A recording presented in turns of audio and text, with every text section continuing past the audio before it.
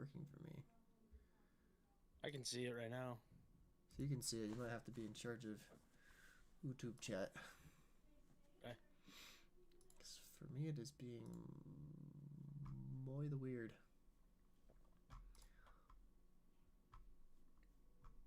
Oh, we're live. They can hear us. I'm gonna let you. On Twitch.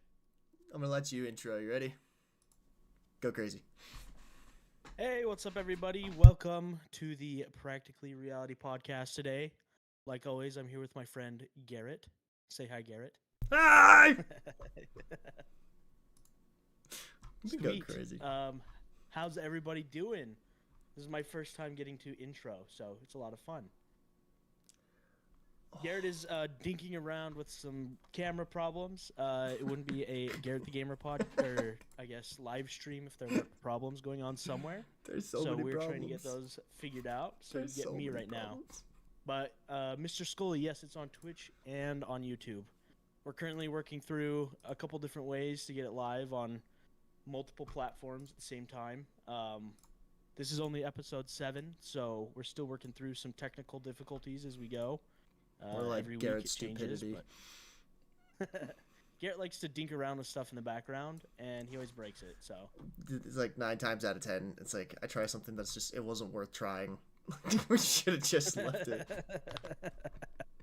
We'll get it figured out. Eventually, we're gonna try and have both chats combined into the same, I guess, thing for us to see, so that we can see everybody chatting. Right now, I have YouTube over here and Twitch over here. So I'm like trying to watch both chats simultaneously. But eventually, we're gonna get something so we only have to look at one spot and it has both chats combined on there, which will be super nice. We'll figure it out. But yeah, we someday. are live on Twitch and YouTube at the same time. So we're using OBS Geeksmith. And I'm sick, which just makes this all the easier. Yes, off-brand Jack Black will be reading your comments. I have been reading your comments every week. We just need to like display it better.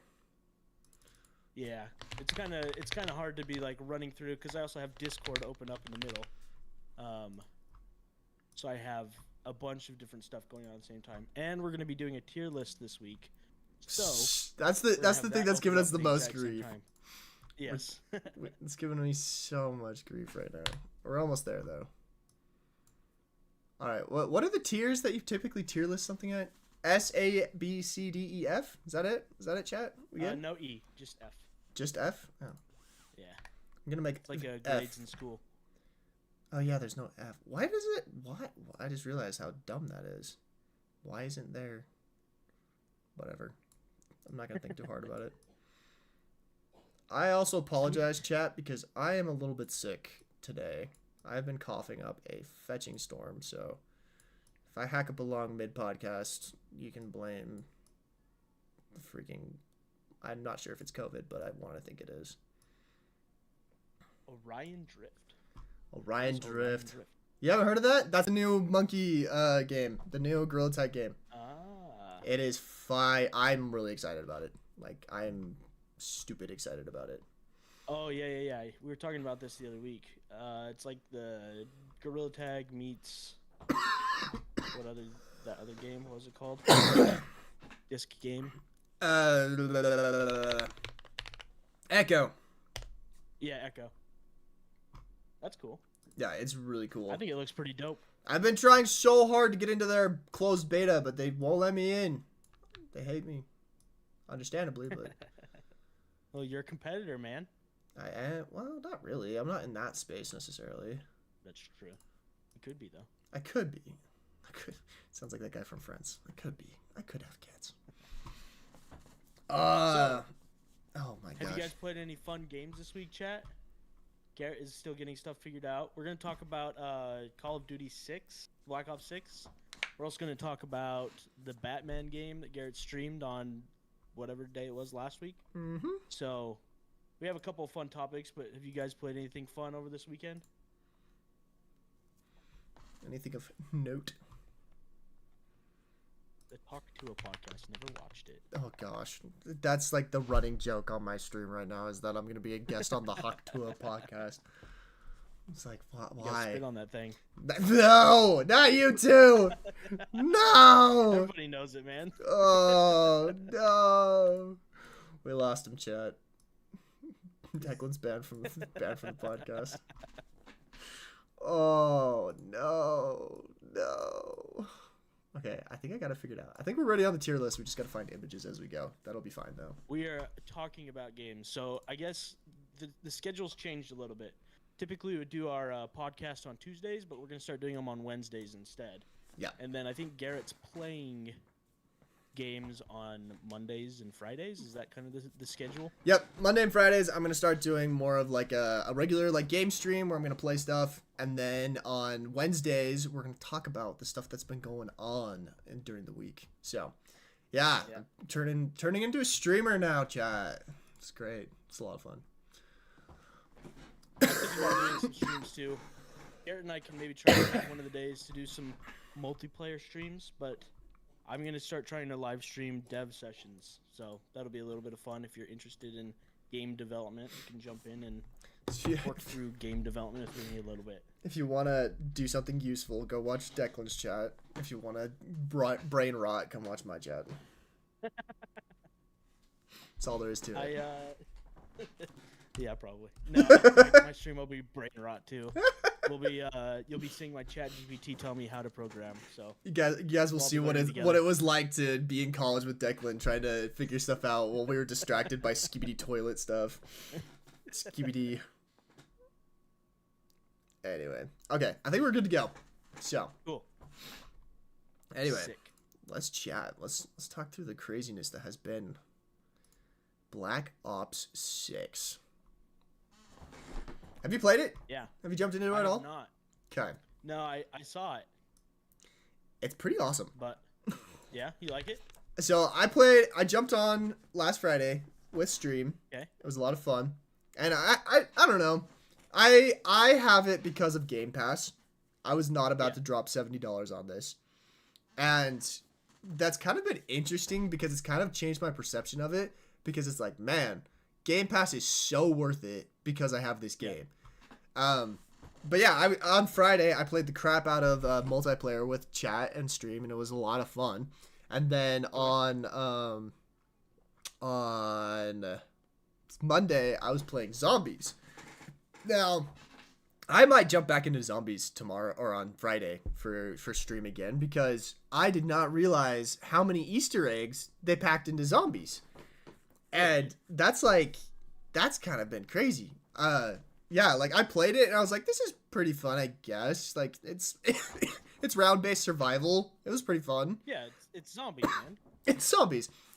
It's not the same. Like a lot of people are saying like, oh, round-based zombies is back. This is going to be as good as Black Ops 3 or Black Ops 2. It's not that. It's a different game, but it's still pretty fun. I have my own critiques of it just because I have my own opinions. Like, I hate health bars. I've talked about this all the time, but I hate health bars. And now everything has a health bar, which to me is just an immersion breaker. But, yeah, I don't know. Like, that's in there. That's fine. But the zombies had health bars? The zombies have health bars. As you're shooting the zombies, it tells you how much health they have. And it gives, like, that's not normal, right? I don't know. That's what they've been doing lately. They've been doing a lot. It's more arcadey. They like show like your hit points. They like pop off of them like an arcade thing.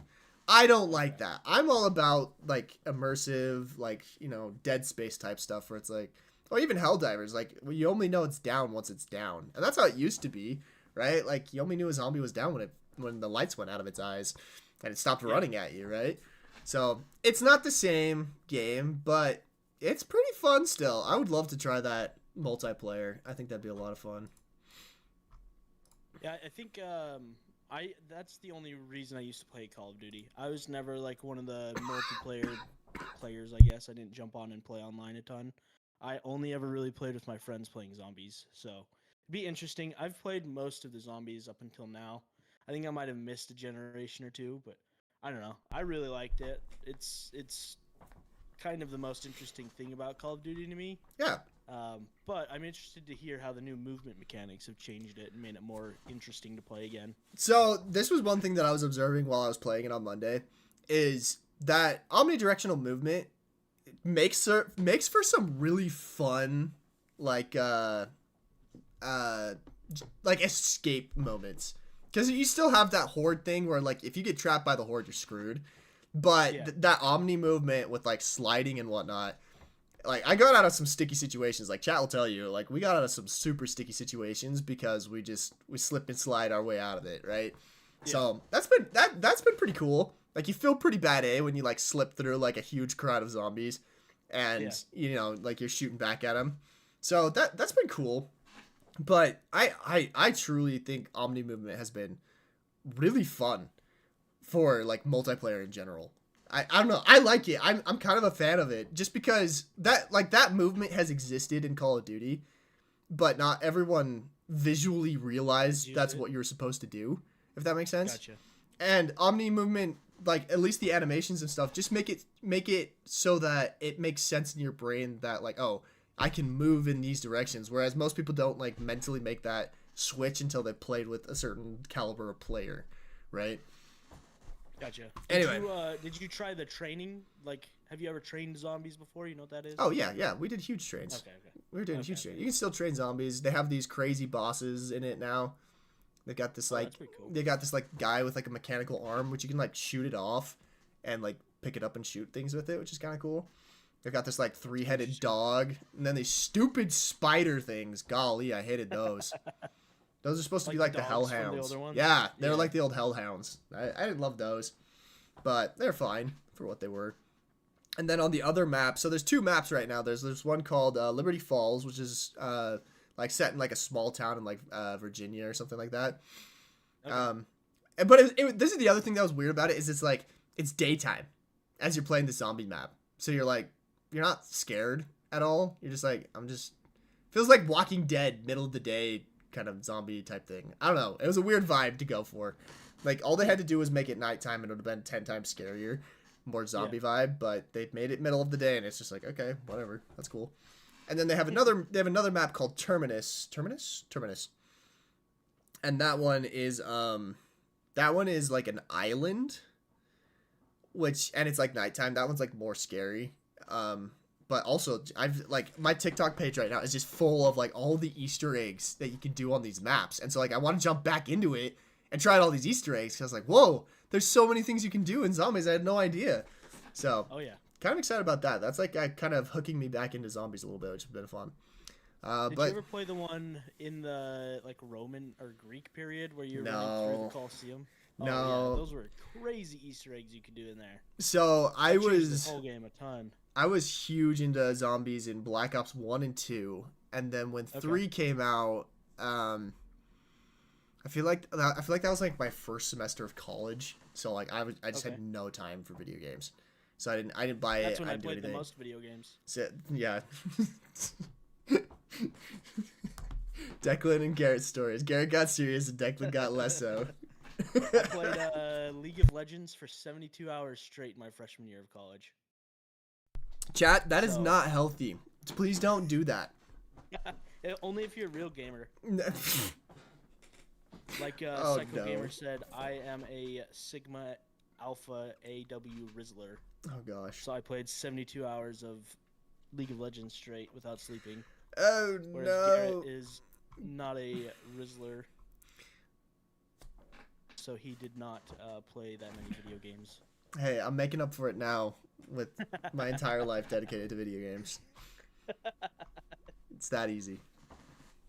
What I missed out in college, I'm making up for tenfold. Yeah, man, it was so much easier in college. If you are going to be an addict and a shut-in like I was, college is definitely the easiest time to do it. Don't try and do it while you have kids. There's an idea. Jeez. I cannot, for whatever reason, it is just not letting me see YouTube chat today. So YouTube, you're getting ignored by me. I can't see you. Sorry. YouTube. Okay, somebody in YouTube wanted to ask, are you going to join them to watch the Phase 2 event? Oh, yeah, so Sale Phase 2 is about to kick off. We are so close. My guess is it goes live probably sometime tomorrow. Tomorrow's Halloween, right? Yeah. So is that for Black Ops? No, this is for Sale. Okay. The second phase of the Halloween event will probably go live at the rate we're going right now, it'd probably go live somewhere like probably around noon. Okay. I don't know. I don't know if I want to be in the servers when that goes down. Maybe I should be just to record people's reactions because it's gonna be wild. You need to be, man. I think I need to be. That's awesome. Might have to be. Might need a may just have to throw up a stream tomorrow. We'll see. We'll see, chat. We'll see. But yeah, no, phase 2 is coming up, boys. Y'all Awesome. aren't ready for it. That's all I can say. That's gonna be fun. It's pretty cool. We're really proud of it as a team. I might even jump on It's pretty sick. It'll be worth your while. It's a fun tomorrow at noon. ish. My schedule. Whenever we get 6,666,666 skulls donated, which we're at almost 6 million right now. So like we should be pretty close. So how is it gonna? Is it just gonna trigger globally for everybody at the same time? Yeah, trust me, you're gonna know that ish went down. You're gonna know. So we won't be able. You have to be in to see it happen. You have to be in to see the like kickoff, but from then on out until something else happens, like the entire map will be slightly changed. Okay. It's gonna be wild. It's pretty cool. Dang. You guys better be playing tomorrow. Call in sick from school. Calling sick. That's what I remember when Assassin's Creed 3 came out, I think is the one. Oh wait. I skipped school. The revolutionary one? No, 3 was maybe it was Brotherhood. It was one of them. It was one of the big releases when I was in high school. My friends all waited in line at GameStop for like, I don't know, A couple hours. 12 hours to get it. Oh, that's crazy. And I just went to Blockbuster and rented it. So that's how long ago it was. Wow. But, Blockbuster. yeah, they all stayed up super late. That's what they do. We'd all do that for Call of Duty. So I had friends that would skip like 3 days of school after Call of Duty came out, and they would just grind until they could hit like 10th prestige. Oh my gosh. And then my I would gosh. just rent it, and not have to wait in line because Blockbuster always had it. See, that's the other crazy thing to me. I jumped on Black Ops last night. Like this is testament to how much I'm liking this game. Like I'm jumping on and just solo playing Black Ops 6. Like it's been a while since I've had a game like that. But I jumped on last night and it's like this game has been out for less than a week. And I'm playing with people who have gold guns and like our 3rd prestige. I'm like, "What do you like I'm a full-time gamer technically, and yet like I'm only level like 50 or whatever." Like how is it that people have gold gunned out the freaking game? And like I saw people who were like, "Yeah, I did it within 24 hours." I was like, "Holy crap, dude. Calm down." You play video games professionally, right? You could say that. How many hours do you play though? That's the real thing. I mean, like when we went live on Friday, we played. I was like, "Oh, this is gonna be short stream chat," and then I proceeded to play for 4 hours. So like, yeah, that's a decent. That's a a 4-hour decent. session's like, I get on at like 10 p.m. with my friends, and we'll play until 2 a.m. Like that's an easy session, you know, with League of Legends. If my wife is not here and my daughter's not here and I have time to play, I'll sit down and like 16 hours will just disappear. That's the difference. How? Like, do I just have too much ADHD to like not? Like, we need to do a whole like psychology of gamers podcast episode where we talk about the crazy things gamers do without realizing it because we're crazy. I lived off of Mountain Dew Voltage and Monster my first semester of college. How are your arteries not just like solid crystal at this point? Like, my gosh, man. I think it probably wasn't healthy. Well, I know it wasn't healthy. Is that a question? Oh man. But yeah, it was a time, man. It was a time. It was a vibe, as the youth would say nowadays. It was a vibe. It was a vibe. Oh man. Chat, what's the longest you guys have stayed up playing like continuously? I'm genuinely curious. It's like I've pulled an all-nighter or two in my life, but man, it sounds like people are doing this like on the weekly. Like, goodness. I have a friend that pulls at least one all-nighter a week. That's not okay. Like, I do it every once in a while still when I need to. Need to. Oh yeah, I've pulled all-nighters for work multiple times. I've worked like, I think the longest shift I've ever worked was about 50 hours Yikes. in a 3-day period.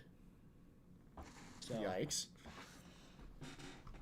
yeah, I still have to for work sometimes because like some of the companies I work with are in England, so it's easier to That work makes at sense. 4 a.m. than it is to work at, you know.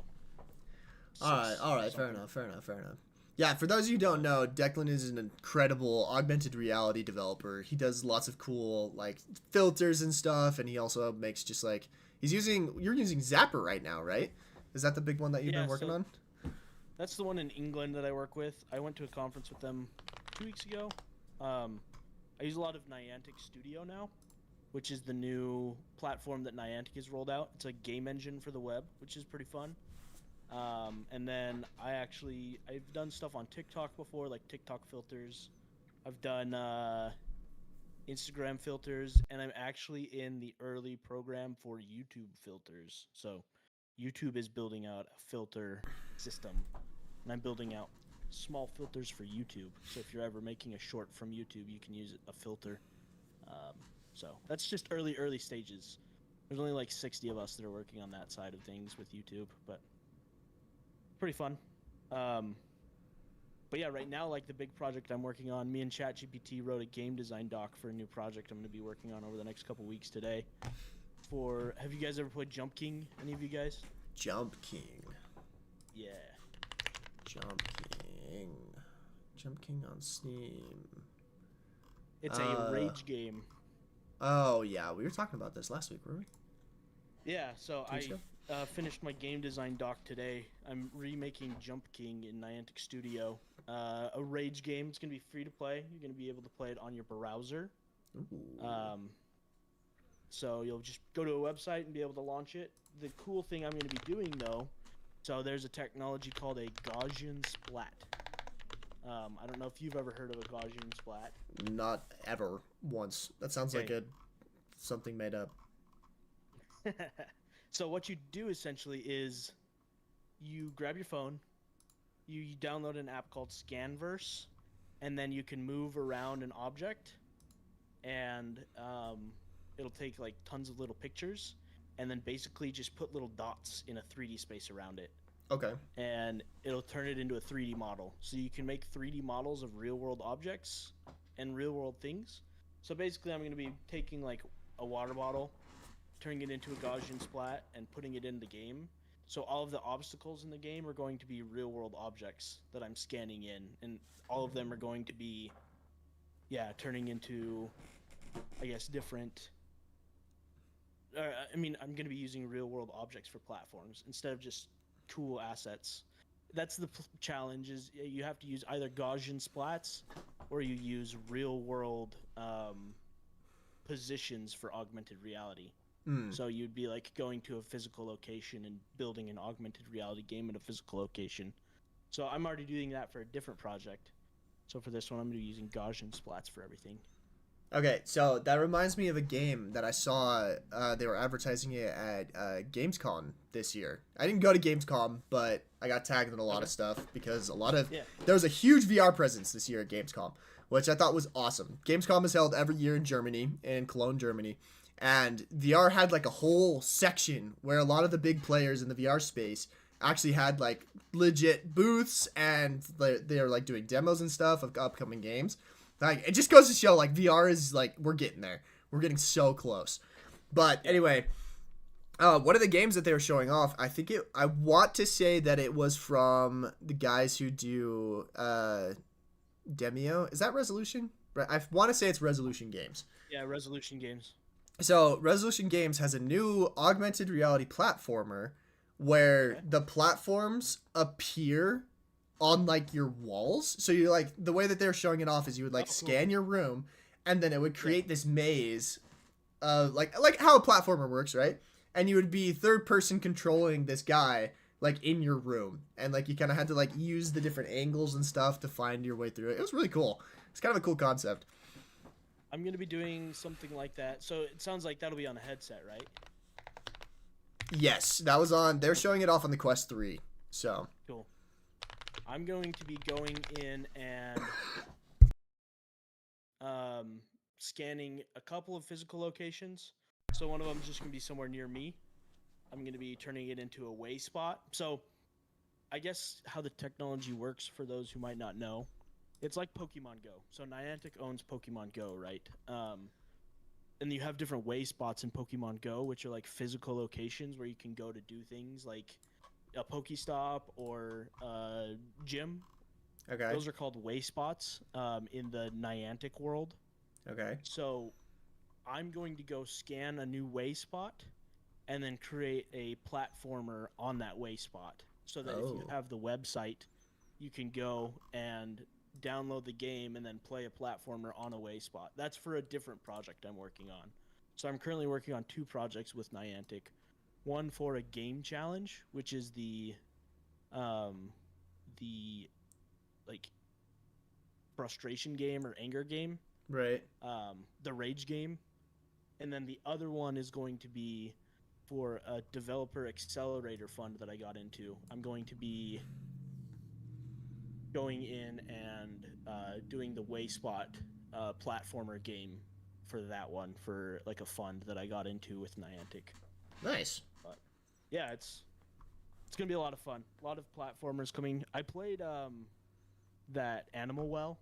Oh yeah. Really wanted to make a platformer after playing that again. Got hooked. So yeah, I got hooked on platformers. I love like Metroidvanias, and I've been playing a lot of platformers recently and like watching streams of platformers, so I really wanted to make one. So that's what I'm going to do for the next probably 2 months. Okay. I'll build those 2 games out. Okay. And I'll try and do them on stream. That'd be fun. That's the goal. I have been, ever since we talked about Gorilla Tag movement, I have been a little bit going crazy about like different games that to do in Gorilla Tag. I am debating on maybe just doing a quick Gorilla Tag movement game myself. Yeah, that'd be fun. Let the sale devs keep going on sale, and then maybe making my own another one. It would be like, it'd still be a Red Team interactive game, but yeah, I don't know. Single player game. I'll have to pitch the different ideas to my community and see like which one people would want. But we'll have to talk to that sounds awesome. I've been watching a lot of game development YouTube channels again. Who's big right now? Because like ever since Danny disappeared, like who are the big ones? Who is the game devs of the internet right now? I mean, Blackthorn Prod has been a big one for a long time. Yeah, he's good. It's him and his brother, and they do challenges. So they do like the 6 developers develop a game. They each have like 2 days, but then one of them passes it to the other one without telling them what the game is, and they have to kind of infer from what the other people did as to what the game is. That just sounds like a logistical nightmare. I would hate that. That's what I want to start working on, man. Oh gosh. That's what I want to do for XR. I want to do that kind of stuff so bad. Like, if I could do anything with my career, that's the content that I would start creating. So I would love to do like a collaborative VR project where you work on it for a week and then I work on it for a week, and then we just publish whatever we have. Oh gosh. For like free somewhere. That'd be so much fun. Oh gosh. Oh. I don't know. The problem is like my brain has so many projects that I want to like get into the world so badly that it's like if I spend time on something else, it's like an opportunity cost. You know what I'm saying? Anyway, so let's say I should remake Sail VR, but with Gorilla Tag movement. Oh my gosh. Oh gosh. That's fetching funny. Everybody. Well, people don't know. So the things that Garrett and I used to work on, we called ourselves rapid prototyping professionals. So like that was in college, that's what we did a lot of, was just creating rapid prototypes of things to try out different mechanics. It'd be fun to do a month where we could see how many rapid prototypes we came up with to like make games with cool mechanics, and then try and dive into like one of those specific games to see if they could turn that into like a successful game, you know? I'm kind of tempted. Cool YouTube series. That would be a really interesting YouTube series. I'm actually tempted to do that with my game studio. I kind of want to let each of my developers like take, because we talk about game ideas all the time. We have a whole channel in our workspace where we like anyone can pitch a game idea and we kind of workshop it a little bit. We have a couple that I'm kind of like, because this last year we took June and we made another game and we released it. It's called Hard Drive, for those who don't know. But we've been thinking, like, we have all these new game ideas, and I kind of want to say, all right, like, everyone gets a month, and you're gonna build like at very least like a vertical slice of one of these game ideas, and then we'll pitch it to the community. Everyone can go and try out like a vertical slice of the game, and that'll help us determine like which one we spend like another month developing more of. That's a lot of fun. It would be so much fun, but the bigger thing about it that that is exciting to me is I love community feedback, right? I feel like so many studios don't utilize it enough to like determine their next project. And I kind of feel like we fell into this trap a little bit when we made Hard Drive. It was, we were like, oh, let's just build this game really fast. And it was kind of the game that we internally wanted to build. And I love Hard Drive. It's great. And I think it's a testament to what my team can do. But like, as I look forward, I'm kind of like, man, I want to build another like sale category game. But in order to do that, I need to pitch it to the community first and see which one they want.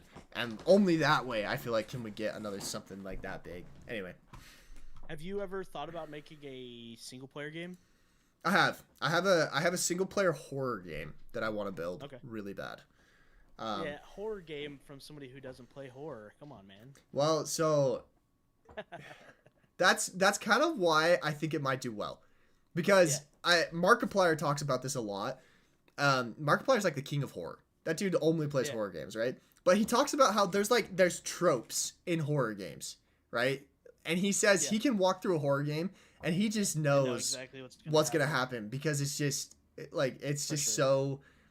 Like, if you know the tropes of horror games, you know how it's like you're just gonna fall right into them. So I'd be curious to try making a horror game as someone who's never played like intense horror games, just to see like what I come up with and whether or not it's scary to like the community as a whole. So anyway, no, I think a lot of people are kind of copying that. What is it? The tunnels or whatever. Backrooms thing. Yep. Like that's what everybody's doing right now, right? Pretty much. So it'd be interesting to see like if you come up with a different concept. I had the one that I have like workshopping in my head is it plays on a couple of different fears. It would play very much on phasmophobia and claustrophobia. Okay. Phasmophobia is like that fear of like looking out to the ocean, right? And then claustrophobia is just like being in a tight space. I don't know. Will be interesting. So I do boys' night every Thursday with some of my friends, and they've been playing Phasmophobia recently again. Great game. That's pretty fun to watch. Yeah. Fantastic VR game as well. Declan, what happened? Did you freeze? Oh no, I'm here still. Oh, you're back. It froze on stream. Oops. Okay, you're back. We're Sorry, good. my brain was. I probably had like a brain freeze. I was thinking about stuff. That was like an internal full body freeze. Oh, that's funny. All right. Well, what'd you think of the Batman game? I will go on record and say this right now. You ready? Let's hear it. That is the greatest VR game in existence right now. Really? It is the most fun I have had in a virtual reality experience in a long time, and it showcases all of the best things about virtual reality, in my opinion. Cool. Like, I am so excited that is what is being packaged with the Quest 3S, which is gonna, I know that is just gonna blow up this Christmas. Like, I would be so surprised if that doesn't blow up this Christmas, because that game is fantastic. Like, the combat in it is so satisfying. The fact that you're looking down and you see that you are Batman and, like, your shadow is fetching the Batman ears. Like, and, like, the resolution is incredible. Like, the physics, like, it's like, it feels like all the stuff that we have figured out about VR games over the past 5 years got put into this game. and it just has created just like the most amazing experience. It is so much fun, so you good. think it's a better showcase than Half-Life Alyx? I do. That's the standard that most people like when you're showing off virtual reality. Everybody's like, show off Half-Life Alyx. That is the standard of a virtual reality game right now, I'd say. I think it goes toe to toe with Half-Life Alyx and does better because of two big things. Number one, full body presence. That's my big thing. Half-Life Alyx, you just have the hands, and they did a lot of really cool revolutionary things with that. But having a full body presence, being able to see that you're Batman, being able to see your legs, and as you're punching the crap out of these like villains and stuff, that is a much better showcase of virtual reality, in my opinion. And then also like movement, like that, just like the movement and stuff, and like also like the relatability. Like, I'm sorry, but it's way cooler to be Batman than the character they created for Half-Life Alyx, right?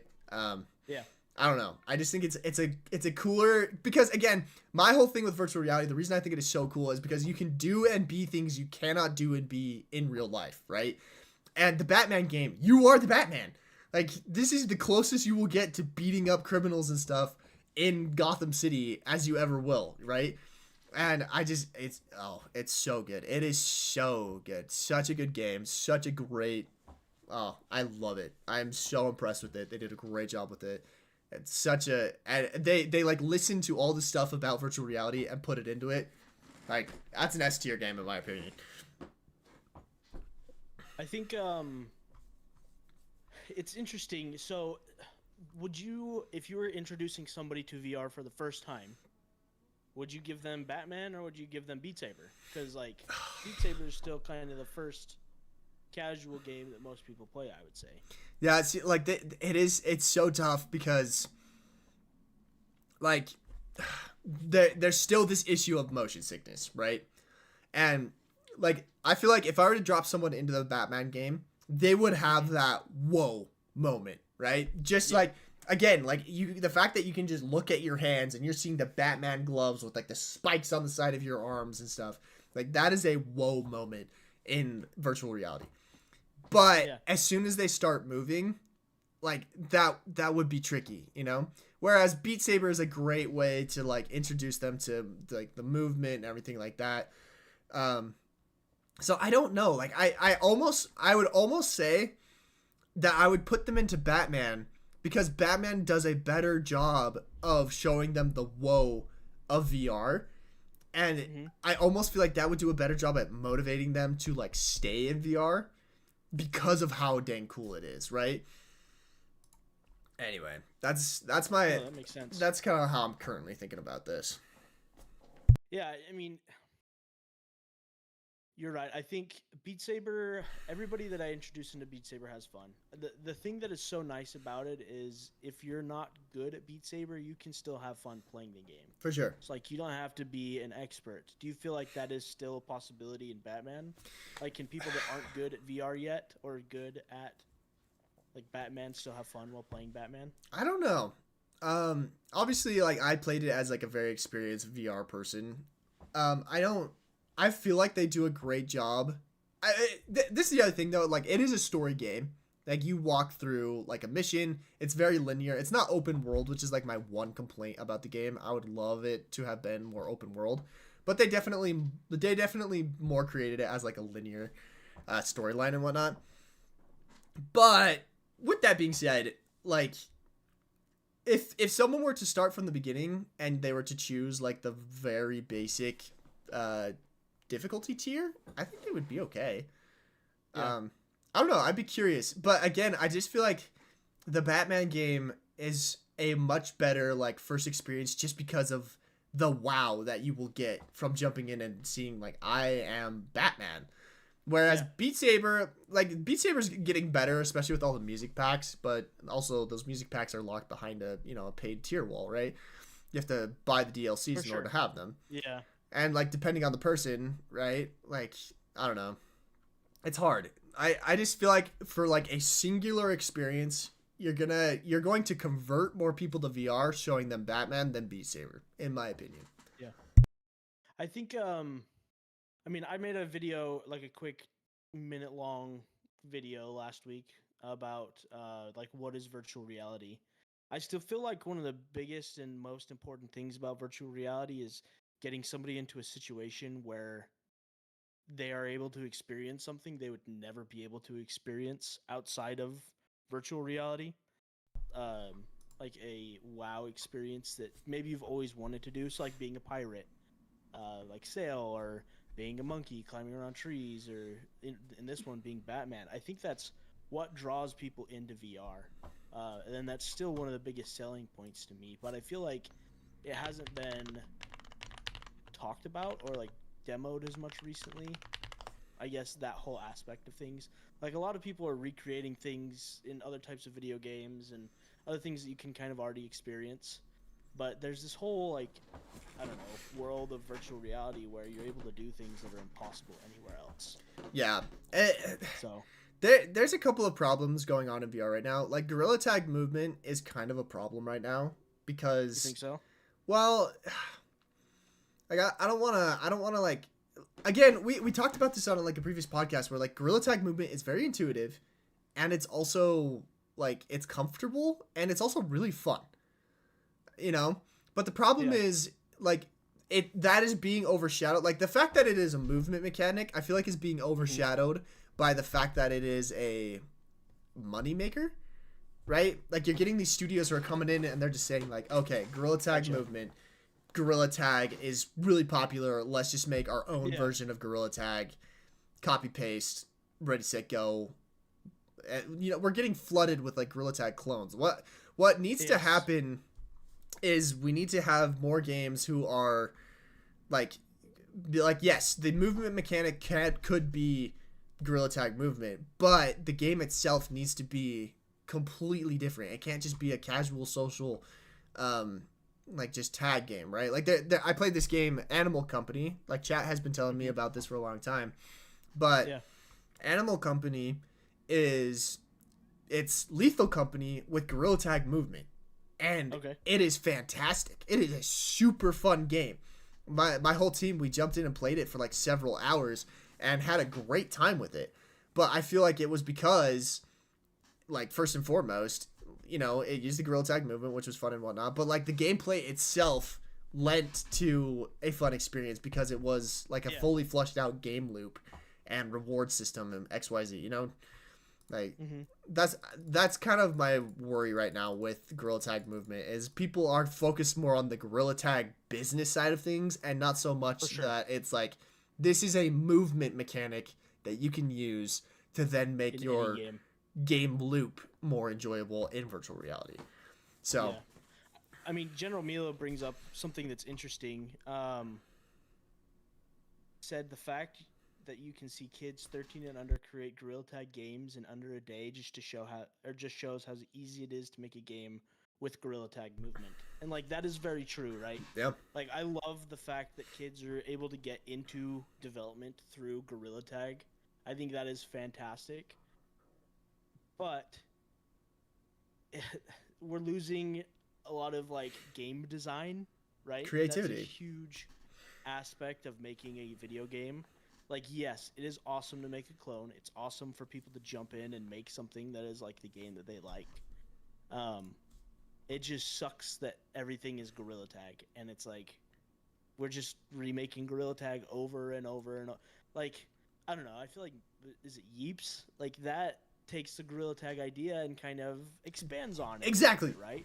Yeah. But people aren't doing that. Yeah. And that's where like if there was some way to get kids more involved into game design itself, I feel like that would be really cool because then they could do something with Gorilla Tag movement, but then use like design ideas, taking inspiration from other games, and then take that and create games using the movement, but not necessarily just a rip immediately of Gorilla Tag. So that's interesting to think about. It'd be fun to figure out if you could create a way to help kids get into other genres of video games using Gorilla Tag movement and just give them more. I mean, kids have the best imagination, so give them the opportunity to really use their imagination to create something that's new instead of just another copy, you know? Well, so that kind of brings up the other problem with this is like you can follow a YouTube tutorial and get a Gorilla Tag clone super fast, right? But the next step of like okay, I'm gonna take Gorilla Tag movement and multiplayer networking and create my own game with my own game loop, that is really tricky right now. And we've talked about how tricky like networking programming is, and just like how much we're losing on that front. Sure. Like I think that's like the big problem right now, is it's just like we're just like that next step that it takes to go from like, this is the idea I have, and actually figuring out how to make it work with multiplayer networking. It's hard. It's really hard. Yeah. To me, that's another problem, though. Uh-oh. Because not every game needs to be... Uh-oh. You're frozen. You're just frozen. Okay. I'll turn my camera on and off. That should help. But, like, not every game needs to be... multiplayer. Right? We don't need every game that's made to be a multiplayer game. I understand, like, there's an appeal to that. Like, in virtual reality, in general, people like multiplayer games. I feel like we're kind of losing the world of, like, campaign games or, like, challenge games. And there's not enough people designing single-player games that are just a solid experience. And then, I don't know... Like, multiplayer games are fun, but as a developer, it's so complicated to maintain a multiplayer game. Like, now that you have Sail, you know, you will never be able to stop working on Sail. It is going to need to be worked on and maintained forever. For eternity. And I grew up in an era, right, where I had a Nintendo 64 cartridge, and it was released, and that's what it was. And that was the game. There are bugs, and there still are bugs inside of Super Mario 64, and people exploit them to do speed runs, but that's kind of part of the beauty of it and the fun, you know? I feel like we need more people exploring single-player experiences, and it makes me sad that there aren't. I feel like we're just losing out on so much fun stuff because people are, like, kind of forcing themselves to make something that's multiplayer. So my counter argument, like, I see what you're getting at, but like the counter argument to this is the fact that, like, playing games has evolved, right? For sure. Consoles have very much, originally a console was for the whole family, right? Like, you would sit around, like, even like the Nintendo, what was it called? The NES, like, they had like 4 controller slots, and like split screen multiplayer was a huge thing. Yeah. Like, if you wanted to play with your friends, like, that was a whole part of, like, our childhoods, is, like, you'd come over and play games with your buddies, right? Like, you could even play, like, split screen. There's so many games where it's, like, there was only split screen enabled locally, right? But as the internet has improved, we've seen that, like, we've switched over into, like, a more, like, oh, you play on your own device, but you play with your friends still.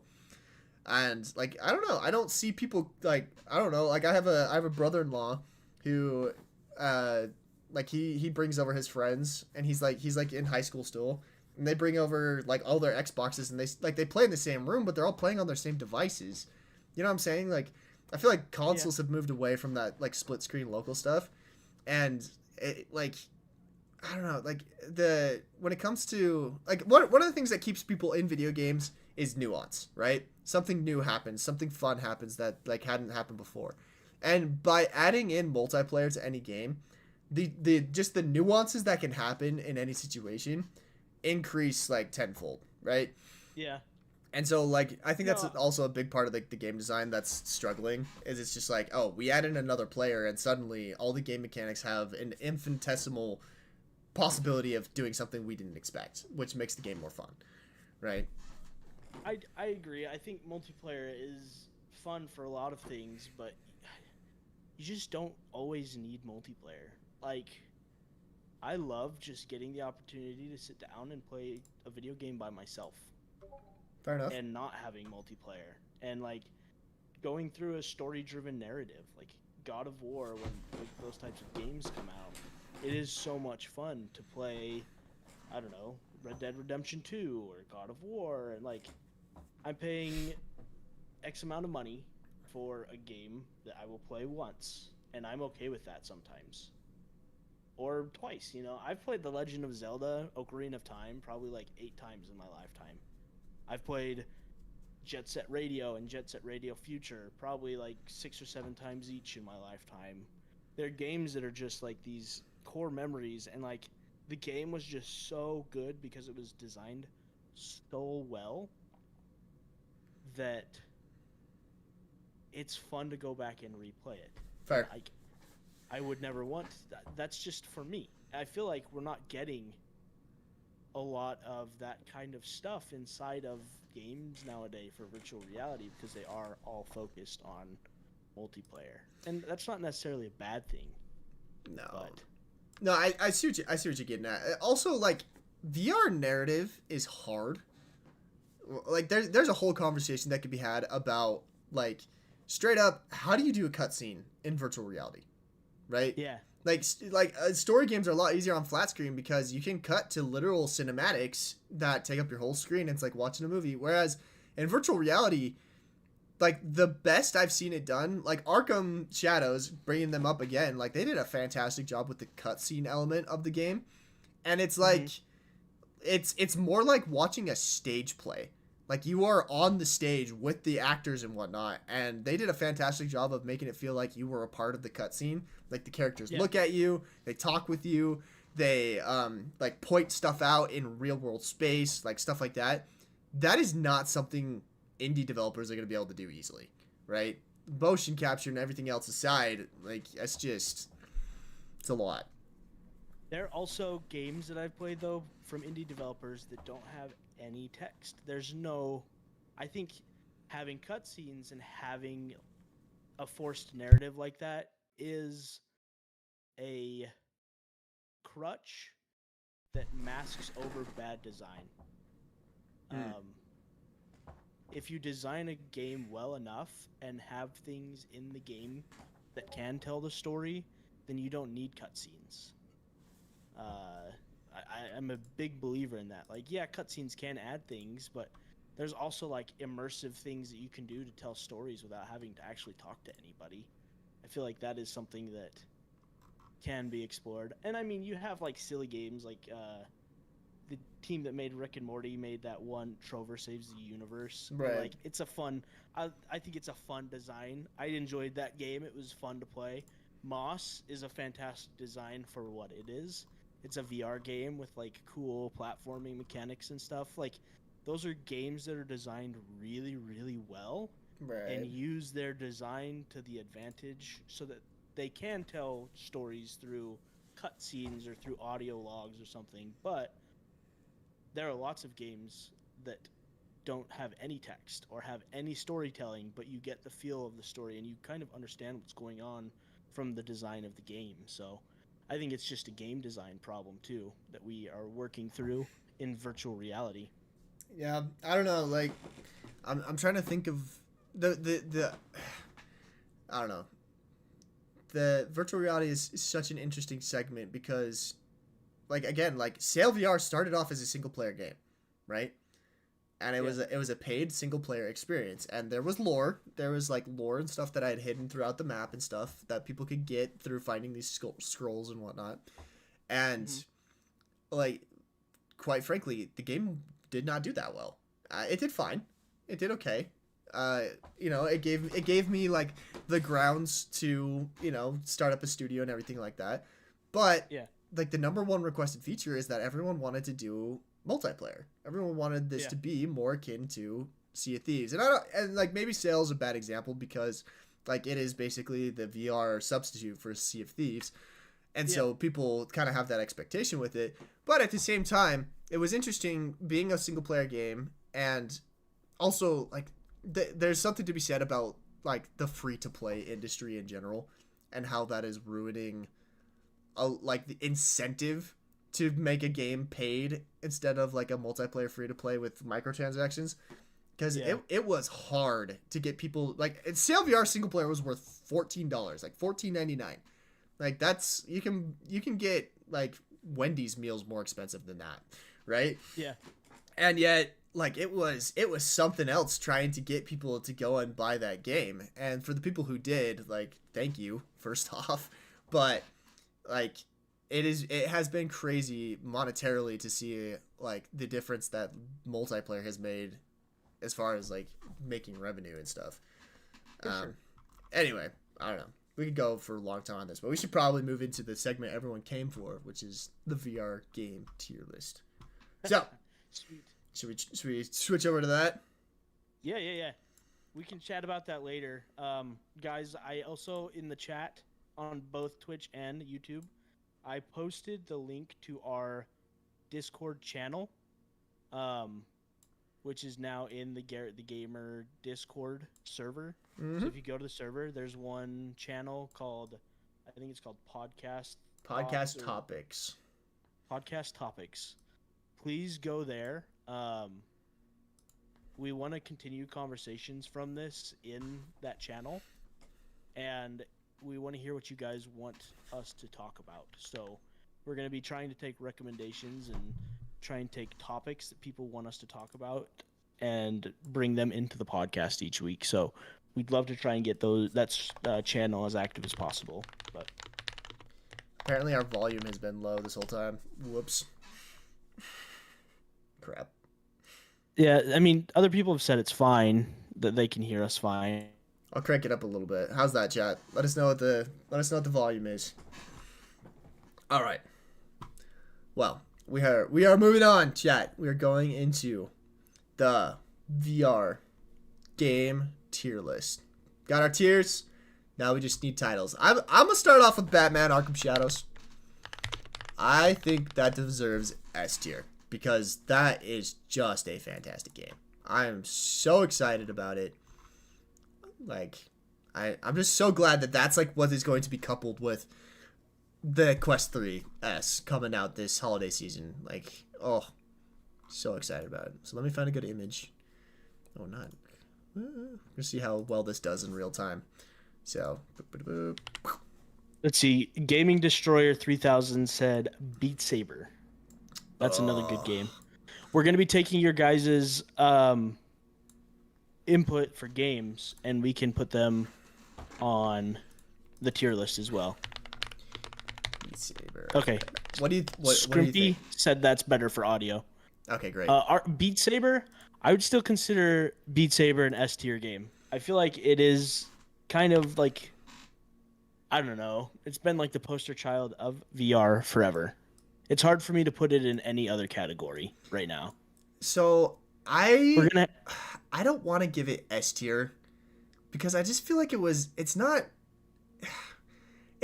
actually good at showing off VR. Right? Like it's a rhythm game. It's pretty much like it was the same as Guitar Hero. I agree that it's like the first VR game that like blew VR up and was like, this is a fun experience in VR. It's a great beginner experience and whatnot. But I just don't want to give it S tier just because I feel like again, this was like another crutch of the VR industry for a while. Everyone was trying to make a rhythm game for a minute there, you know, because they're all like, oh, let's make a Beat Saber clone, basically. It's a great game. It did a lot for the industry, but I don't think it deserves S tier, but I'll give it A. Like, I do think it's up there. So. Okay, I mean, it's one of those things. I feel like being a game that inspires people to copy it is like S tier worthy, right? What do you guys think? Like, yeah, it was the first rhythm game. I think it's still the best rhythm game after every single clone that has come out or copy or game that's tried to be a rhythm game. Beat Saber has like stood the test of time and is still the best one. So to me that like speaks volumes about it. I don't know. I do like other rhythm games too. Like I thought the John Wick one was a lot of fun. That was very, very interesting. Yeah.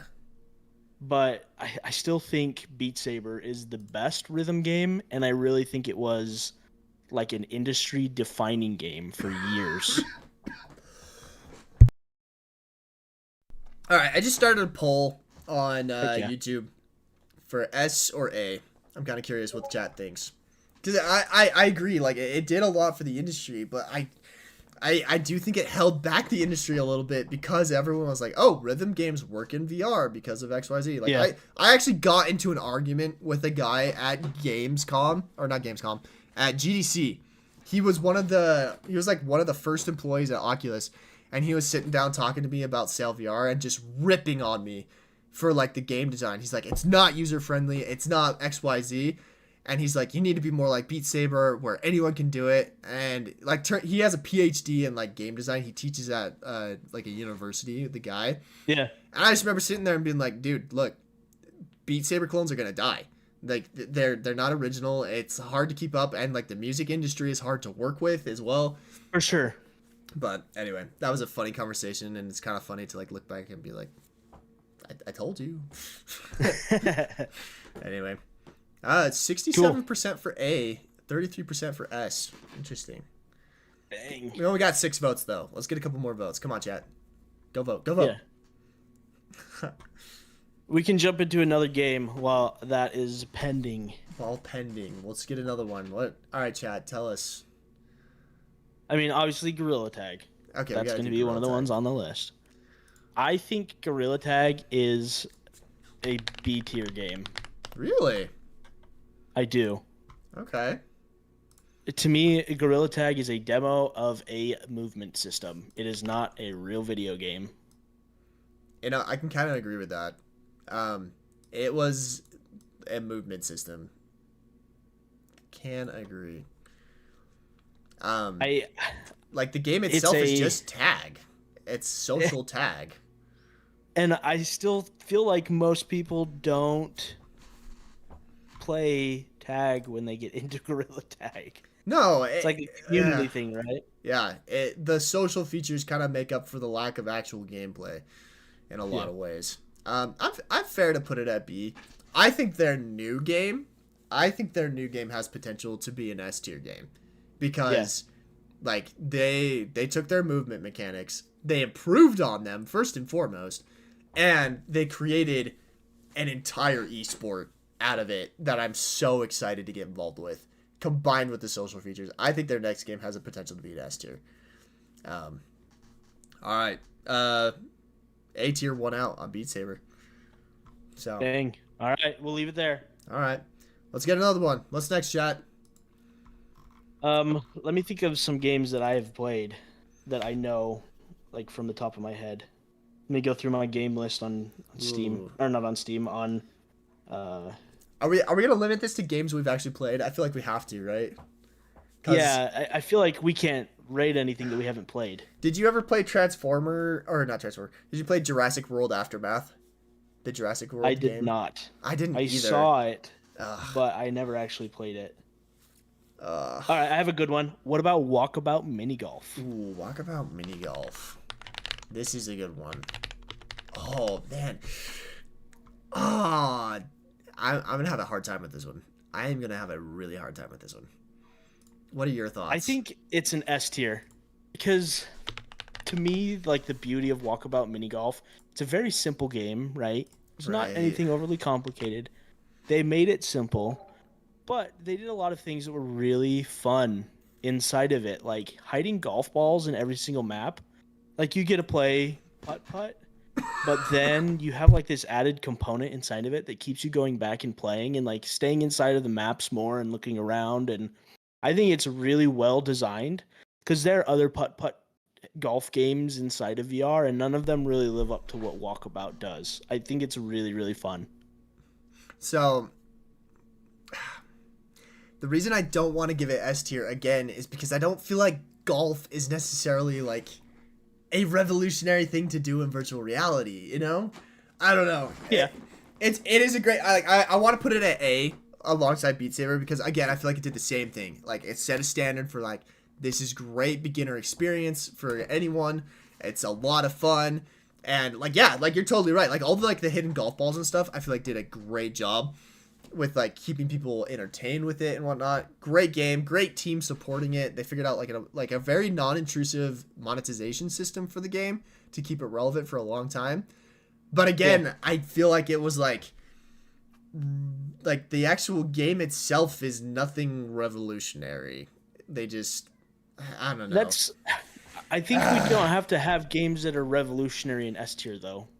But like, Because that's if you what I execute- want to put in S tier is like the games that are like, Well- this shows the possibility of VR. This is what is actually showing like Ready Player One level type stuff where Yeah. it should go. Like, But yeah. if you have a simple concept like Walkabout, like putt golf, but you execute it perfectly, Sure. to me that deserves to be inside of S as well. And I feel like Walkabout is the perfect execution of the putt golf genre inside of VR. Fair. I just don't think it like because this is a VR game tier list. I feel like S tier only belongs to those who made VR to the greatest extent, and like Walkabout just wasn't that for me. That's my opinion. Let's pull chat on it again. Let's pull chat on it Okay. again. This has been fun. Have you guys played Walkabout? To me, like another indicator of how good it is, if I have a long day and I'm playing a bunch of VR games to end my day, like there's something nice about jumping in Walkabout.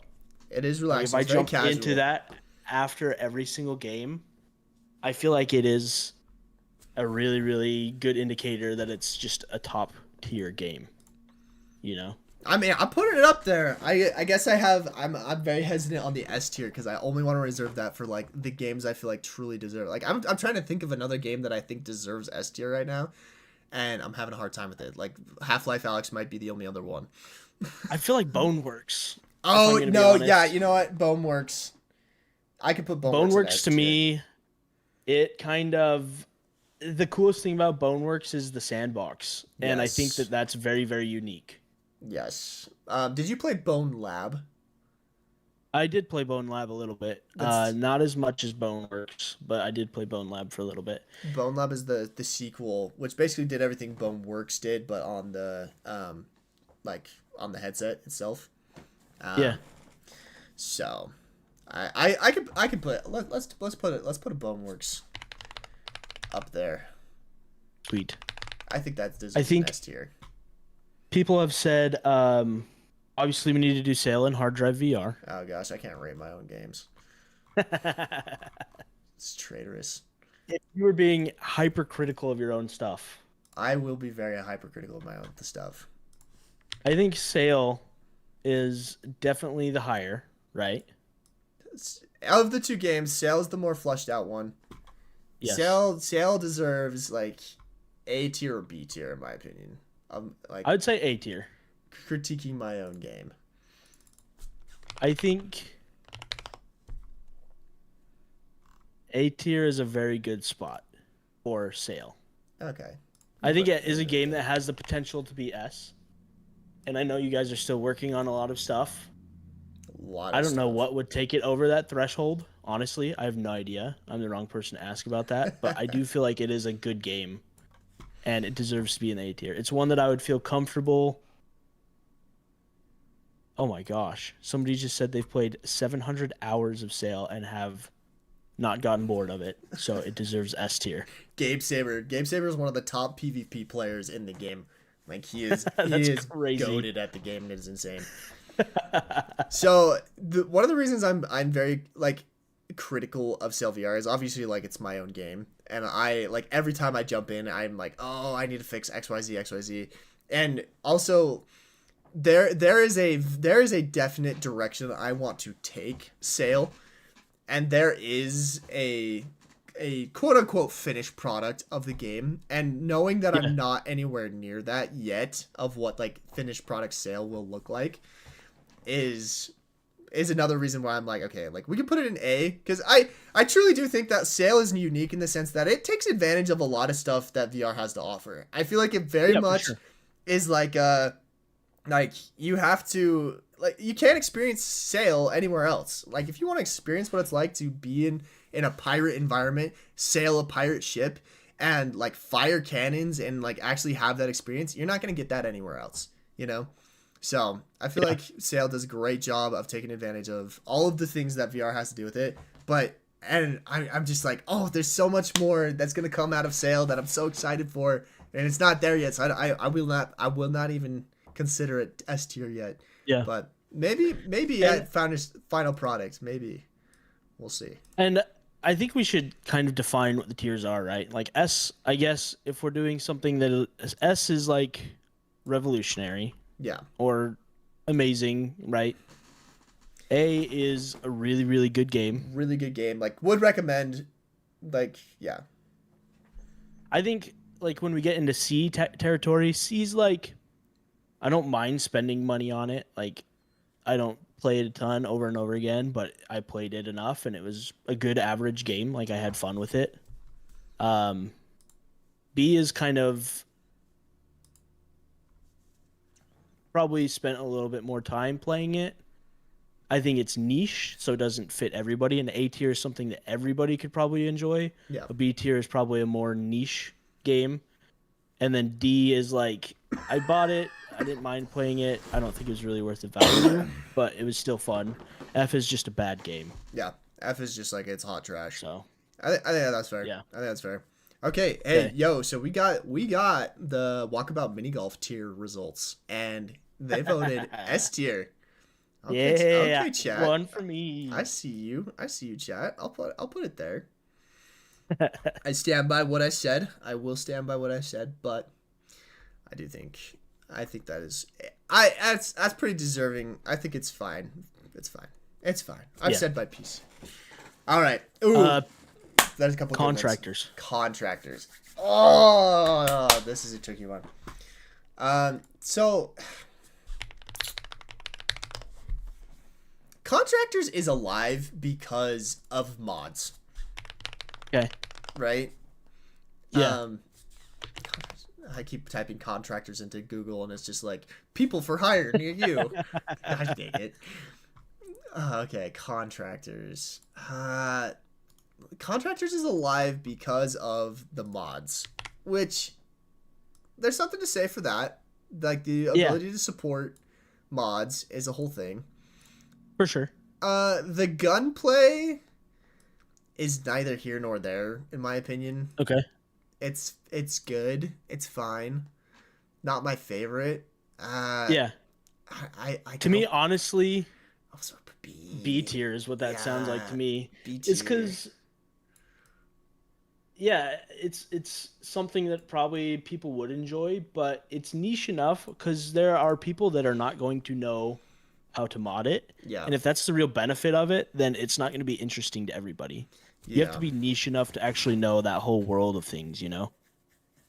Yeah, it kind of established like VR shooters are a worthwhile endeavor. Yeah. And it's fun. Like I love jumping into it, but the only reason I jump into it now is because of different mods that I see about it. Yeah. I feel like the actual like shooting gameplay is neither here nor there. It's fun. Yeah. It's good. But like if I'm going to play a shooter game, I'm much more likely to jump into something like Breachers. Yeah. Which we could do that next. We could do that next. There's a couple of other ones. Someone is saying Ghost of Tabor or Blade and Sorcery. I think Blade and Sorcery, that one's a hard one for me. Yeah.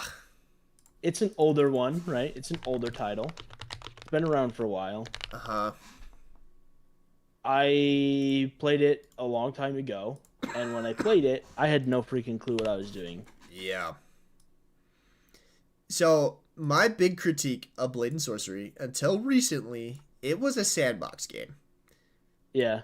It was not... Excuse me. It like there's no story, there's no point system. It's not technically a game. Until recently when they've released their more of like a story mode type thing. And like for the story that it is, it's kind of weak in my opinion. What do they call it? Crystal Hunt or something, right? Yeah. I don't know. To me that's like a it's like B or C. B, C. Yeah. Again, C being average, like I think it's a fine game. I think C is probably I don't regret spending money on it, but I didn't really play it a ton. It was just something that I'll play every once in a while. It's not like something that I'm gonna go back for. The other thing about Blade and Sorcery, well, I don't know. Blade and Sorcery was like the first one to do like no, they weren't. Boneworks was the first one to do the physics based like combat and stuff, right? And no, Blade and Sorcery was before Boneworks. What Boneworks was it really? Was released. Yeah.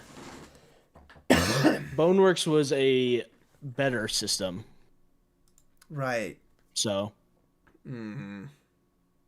I guess there's something to be said for that, because it did kind of set industry standard on like physics interactions in VR, and that people liked being restrained by in game, and they figured out a lot of stuff with that. But someone said no way Gorilla Tag is above Blade and Sorcery. I think that's fair. Maybe B then. Maybe B. We can put it. We can put them on the same tier. I could put Gorilla Tag lower. It was the first like super physics like ragdoll type game. I feel like Boneworks was going to do that anyway. I don't think Blade and Sorcery being a game really affected them. Somebody would have done that anyway. Yeah. Like when it was made, that's low hanging fruit, right? Right. So I might move Gorilla Tag a lower tier to C. just cause the more I think about Gorilla Tag, again, like the game itself it's average. I mean, if we're talking about like the actual game itself, but I don't know. Yeah. I don't know. No, I think that's fine. Blade and Sorcery, I feel like I definitely feel like that's a good spot for it in B, because it's like some people enjoy it and some people just do not. So it's kind of like contractors. Like there are definitely some contractors love boys, but it is not quite there. Yeah, it's more of a niche. It's a niche. Okay, that's a good one. This is a good one. Have you played Ghosts of Tabor? I have not. Okay. Is it worth it? So, it's an extraction shooter. Have you played Tarkov or any of those? I have played Tarkov, and just off the bat, being compared to Tarkov already tells me that this is a very niche game. It is a because niche game. Tarkov is a very niche game. Yes. I don't enjoy Tarkov. I don't think it's fun. It's too complicated for me. I understand why people like it. Yeah. I just don't. So I will give Ghost of Tabor, like, they are simplified Tarkov, right? It is very much about like the extraction game loop. So like in Tarkov there's the whole system of like you got to keep your guns clean, and you got to like if you jam your gun there's a whole like system for like unjamming your gun and stuff. They simplified that in this game, where it is more about the loot you extract with, and that whole game loop of you go in and you got to get out. So there's something to be said for that, like making it a better loop. But again, it's still an extraction shooter. The gunplay is great. The looting mechanics are fun. It's like a Blade and Sorcery physics game. But it's not... I don't think it's for everyone. I don't think it's just a game for everyone. So I'll happily put it in... I'll put it in B. I'll put it in B. I think that's a good... I mean, I've seen it. Like, I've looked at it. I don't know. It doesn't like do anything revolutionary. I think B is good. I think the things that they did that were revolutionary, in my opinion, are more of the what do you call it? Oh, I forget the name for it. Like their marketing and stuff and their community. I think that's where they were revolutionary. They were really good about that kind of stuff. They did a great job. With Saber says S tier. Sorry, Saber. Sorry, man. I just realized that all of my Discord notifications going crazy right now. Oh, we can't see them. I don't think you're good. But the sounds are coming up on the chat. Oh, in chat. Believe, so, oof. My bad, everybody. My bad. Still learning. I have my library pulled up. Okay. Some games that I think are fun. All right. The Climb. The Climb.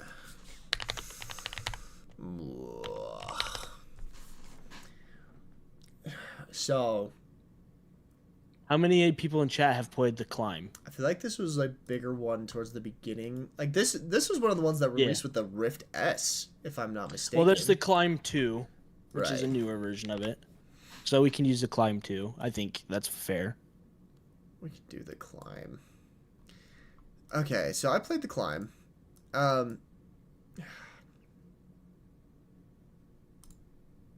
They did gamify climbing, which was interesting. Yeah. I don't know. I would not put this one very high. I feel like this is another B tier game because it's like a niche. Okay. It shows off the movement mechanic of VR climbing, which, Yeah. to be fair, VR climbing is a really fun part of virtual reality, and they gamified it well. I feel like they did a really cool job with like the whole how long you hang on to things. You could fall off in those senses, like speed runs. Like they took climbing to the utmost they could take climbing. They did a good job with it. But again, like I have this game in my library and I haven't played it for like 3 years. Is what I want to say. For sure.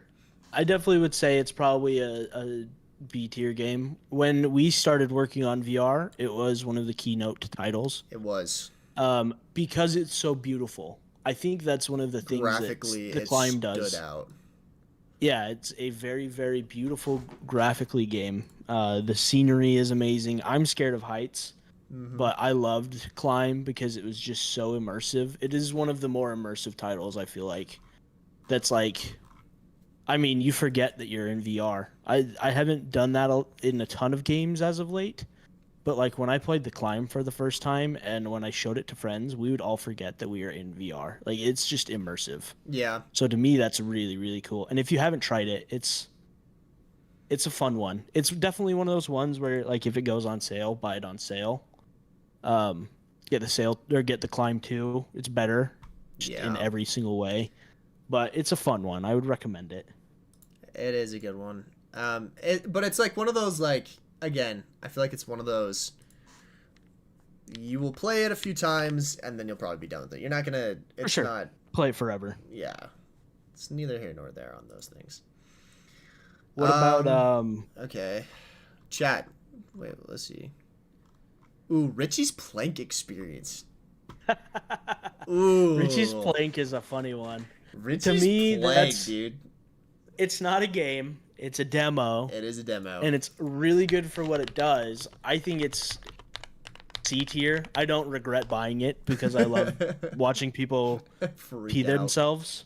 Yeah. Oh, that's a good one. And I've had some very memorable times playing that game. Yep. But yeah, I think it's a C tier. Yeah. It's a very fun experience. It's cool to like stick new people into it. Very like user friendly, but it's not a game. We almost need a tier where it's like it's not a game. No, that's true. Somebody said Asgard's Wrath. Ooh, did you play it at all? I did. I enjoyed Asgard's Wrath. I feel like it was again one of those things where there's a few Asgard's Wrath now. Yeah, there's 2 of them. Are we talking the about second one came with the Quest 3, didn't it? Or was it the Quest 2? Okay. I think it was the Quest 3. So Asgard's Wrath, the first one, was a PC VR exclusive. That's right. It came with the Rift S. It was awesome because it was another one of those extremely graphic games that I think showed off what a good immersive experience could be like. I think that Asgard's Wrath 2 did a good job of porting that experience over to the Quest. I think personally it's an A tier. It's a game that I would say most people should play. It's a very solid VR game that most people should have in their library. But I wouldn't call it revolutionary or, industry defining. Yeah. If that makes sense. So funny thing, I did not play Asgard's Wrath. I never even downloaded Asgard's Wrath 2. There was nothing about those games that was even remotely appealing to me. Nothing. Not a. Yeah. But I never played them, so I don't think it's fair for me to rate them because I did not play them. But again, there was not a single thing about those games. Literally, I got Asgard's Wrath 2 for free when I bought the Quest 3. You should try it sometime, even if it's just for like an hour-long session. Like jump into it and get a feel for it because it is really cool. It's a really fun concept. I think you're kind of a god and you're controlling characters. Mm, So you kind of have a god perspective, and then you can jump into their bodies and control them, and each character does different things. fair. It's pretty fun. I think it's a really good VR game. Like I don't think it's industry defining, but I think it is a solid VR game. So I would recommend it to most people that play. All right, I will put it. We can put it in like we can put it in A tier. A or B.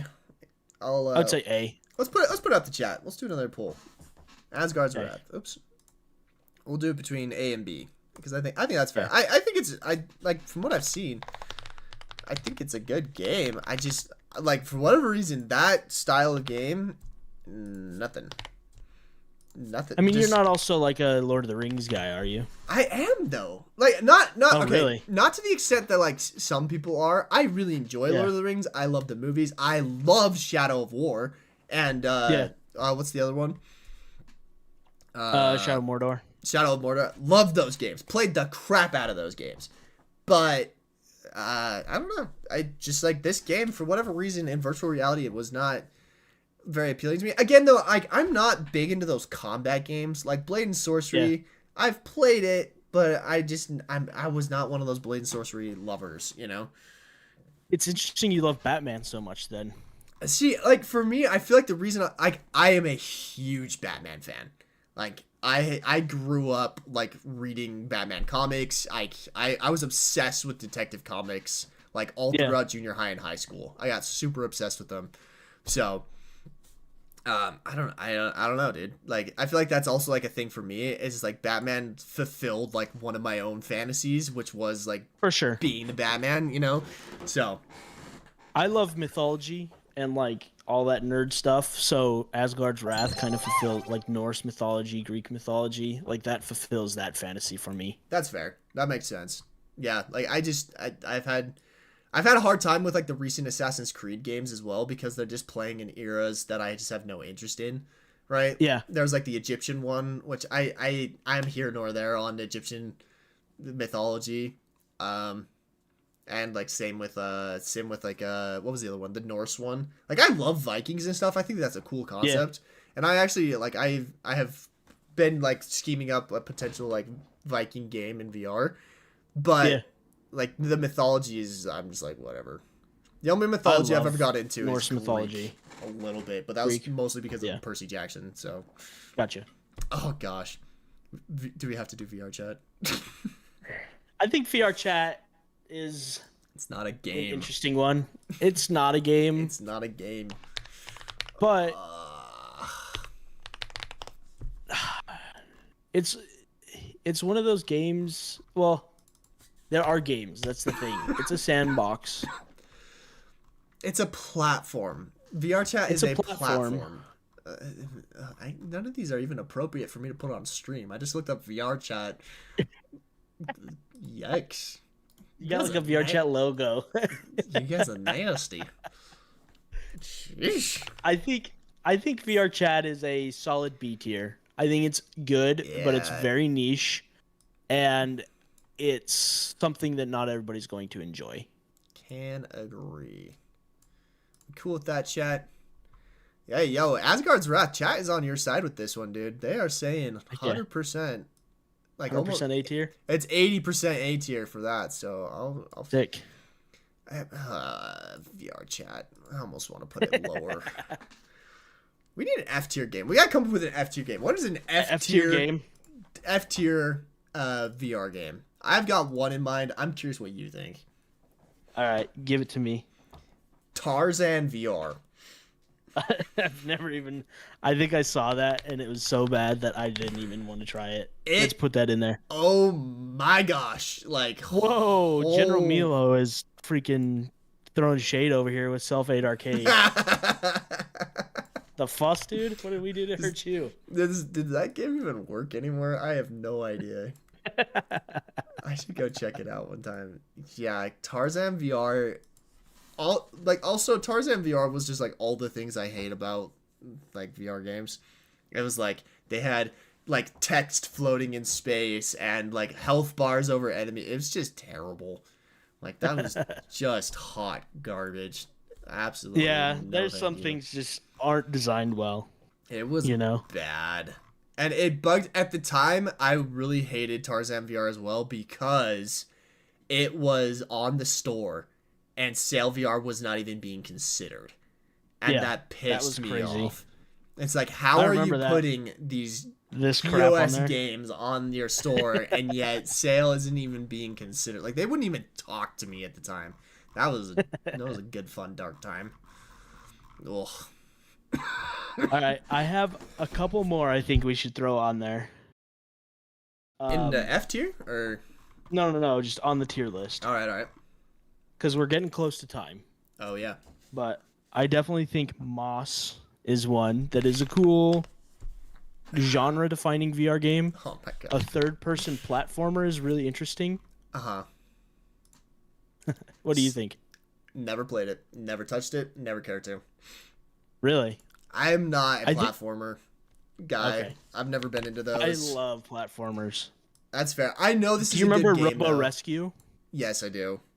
From the Did old... you did you enjoy that? It was fine. It was Okay. here nor there on it. I think Moss is a lot of fun, and I think it's a really cool way to do platforming in VR. I agree. I think for defining what VR platforming is, Moss did great. I can respect that. From what I've seen of it, I can respect it. The mouse is really cute. Like, he's adorable. It is one of the cutest games in VR. Like, I love that. I love cozy games as well. Yeah. Like, that's fun to, like, at least observe. I'm not a partaker of those kinds of games, so it's like, Okay. but I think it did a great job of defining, like, platforming, what it could be in virtual reality. I'm just not a platformer. Like, those who follow my channel know this. I'm an FPS whore. Like, I'm just I pretty much exclusively consume first person shooters. So Gotcha. that's where I'm at with this. So I have one that I don't think you're gonna like, but I love. I think it's one of the best VR games ever made. Okay. Demeo. Demeo. Ooh. Okay. I have some respect for Demeo, actually. Okay. I have a lot of respect for Demeo, actually. I played it a few times. I think it's really cool. I needed to play it with someone, I think. It would be fun. This is one of the ones I would actually love to jump into on a stream and try I would jump out. in there with you. I think it would be fun to try this out. Because Demeo is cool. Like, the whole concept of Demeo is awesome. I love the idea of, like, virtual or augmented reality board games with, like, almost like do you remember in Harry Potter when they play wizard's chess and it's like the chess pieces like actually attack each other? I feel like that's kind of what Demeo does in a lot of ways. Very accessible to like a lot of people. I could put Demeo in A tier. I could very easily put it in A tier. Cool. I think it'd be fine. I think it is definitely A tier. I would venture to say S tier, just for me. It could be S tier for There's a couple reasons why. Okay. It is now a mobile game and a desktop game that you can play collaboratively with a VR game. That is true. That adds points to me in any video game. Yeah, that is cool. The cross-platform functionality. Demeo as well. I'm a card game nerd. Best card game in VR for sure. Definitely. It reminds me a lot of one of the most popular VR games, or not VR games, but board games ever made, which is called Gloomhaven. It is a really good VR representation of Gloomhaven, and I'm also a Dungeons and Dragons geek. Yeah. So, like Garett, Garett is like your first-person shooter gamer, like you said, a FPS whore. I'm just a nerd. So, like, that kind of stuff is so fun for me. Like, I love Dungeons and Dragons. I love anything in that realm or world, like turn-based RPG games. I love those as well, like Baldur's Gate 3. So, to me, Demeo is, like, the embodiment of that entire genre and style of video game and virtual reality. And it's the best by far. Fair. I could see it in S tier. Chat, I've got a poll going, and I figured out how to do polls in Twitch now. So, got polls going on both sides right now. Let me know what you think, chat. Nice. We've got A tier going. And A tier is waiting out on YouTube right now. We've got S tier on Twitch though. Ooh, interesting. Yeah, no, Demeo is a really cool. I think there's a whole genre within virtual reality of like these cool like VR game, like board game type things. Yeah. So I do too. I feel like it's something that hasn't been explored enough. Yep. So. And then the last game that I wanted to throw in there, it might be something again that you haven't played, but it's another horror game. I think it's more of a suspense horror game than it is like a jump scare horror game in a lot of ways. But it's called Lies Beneath. Oh, yeah. I never played this one, but I've heard about it. I haven't finished it because it's scary. Fair. But it is, to me, one of the most visually striking games in virtual reality. I love the art style of Lies Beneath. Apparently, it's also a short film. Oh, cool. So the whole style of the Lies Beneath game is you're inside of a graphic novel. So it looks like you're inside of a comic book. I mean, the story is really good. Very freaky. It's so good. I would 10 out of 10 recommend it. If you are going to play one spoopy game for Halloween, play this one. Because it is definitely like top tier. I would say A tier for sure. I think more people need to play it. It's one that is not talked about enough. It's a little bit older, but it's still just, I feel like it never really got its glory day. I'm sure it did well, but sure people just don't talk about it enough. It's I feel like I want to put it in like a B tier because I feel like it's a not for everyone game, but it did what it did very well. Horror for sure. Yeah. Yeah. Yeah. It's a very visually striking game, which I can appreciate. Like the art style they chose to go about with. I feel like this is one of the first games that used a very well done cell shader to hide the graphical limitations. Because this came out like on the Quest 1. Like this was like Grandpa-esque back in here. But it's very visually striking, very interesting, very fun like game mechanics. Story is it story driven? I cannot remember. Oh yeah, for sure. It's a graphic novel. Yeah. And that's how they get away with not having cutscenes, is you're actually reading a comic book. So I think that's really cool. It's a cool mechanic. I think they did a very good job with this. Cool. So do we want to rearrange anything in there? We don't have any D tier. We do not have any D tier. I'd maybe put Richie's Plank in D tier. Move VR chat down to C tier. I'm fine with that. I'm fine with that. Ghost of War, Moss. And if you guys like this tier list, this is one thing we want to do a lot more. Yes. So give us some ideas on different tier lists.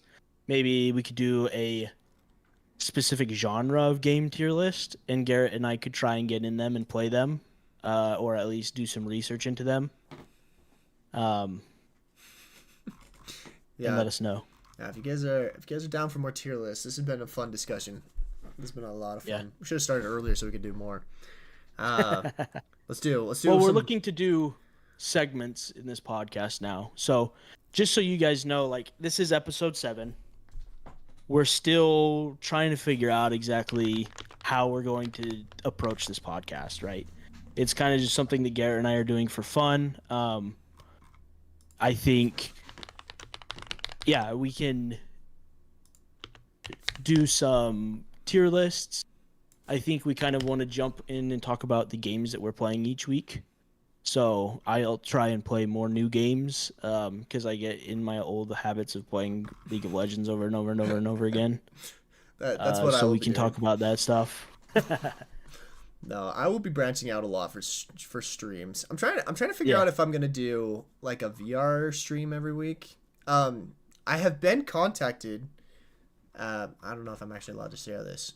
Maybe I shouldn't say it, but I have a really cool. We'll talk about it separately. There's a really cool VR device company who wants me to do streams with said device. I think I'm Cool. okay to share That's dope. that.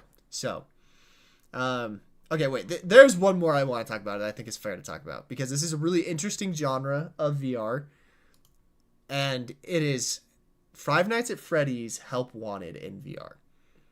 Okay. This was suggested by Gaming Destroyer over on YouTube and a few other people as well. But this is an interesting category for me to like try to tier because this is a port over from a flat screen game, right? Like this is a literal Do they do it well? Did they do it well? Is it better than the flat screen game? And does it detract from a tier from a game if they are a flat screen game as well? What are your thoughts? It really depends on the port. I would say if it's a port like Skyrim, that sucked. That was big dookie. Yeah, that was but hell. if they reconsider the game and rebuild a lot of the stuff, like if you're able to grab a mug on the table, like if they go into that level of reconsideration of the game itself, I don't mind that it's a 2D game on a flat screen and a VR game, you know? It doesn't bother me. Okay. So, I would argue that Five Nights at Freddy's... Somebody said it was made for VR first and then ported to PC. Okay, the game itself is unique. Like, they did... But it takes elements from, like, the original games and it puts them in virtual reality. It was basically, like... Yeah. It was a platform for their... reimagination. In VR, which I appreciate. I really appreciate that they did that. Like, I think that is fantastic. But, like, you get to experience the original horror that is Five Nights at Freddy's in virtual reality, right? And to me, that is, like, I think Five Nights at Freddy's is 10 times scarier in virtual reality. Like, I don't think that would be the case with all VR, all horror games, like flat screen ports of horror games.